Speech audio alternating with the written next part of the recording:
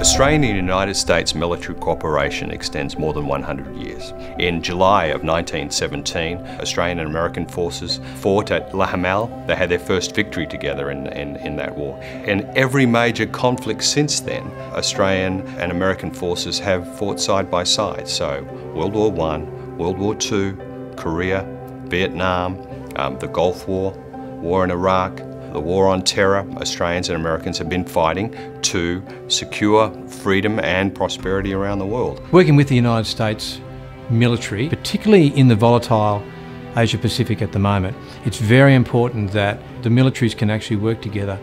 But it goes beyond the technology. It goes to a level of trust in the commanders, and it goes to the relationship value. So if there's a Marine commander in the US Navy and he knows the Royal Australian Navy commander, then he's able to operate so much more effectively because he's got that personal paradigm to everything he does. I had a fantastic career in the US Navy as a naval officer. Specifically, I served as a naval flight officer, or NFO, and I flew F-14s as a radar intercept officer at Rio, and finished the second half of my career in Super Hornets as a weapons systems officer. So working with the Australian pilots was really a fantastic experience in a couple different ways. The air crew were committed, they were professional, they were exceptional in the air, and they obviously understood the mission. And the other piece that was really refreshing is they brought a different twist to the same airplane.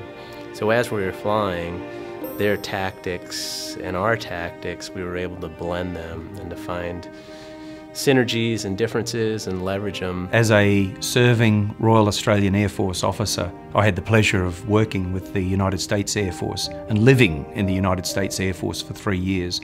I was studying and I was working with the United States Air Force and broader aspects of the United States government in space and intelligence systems.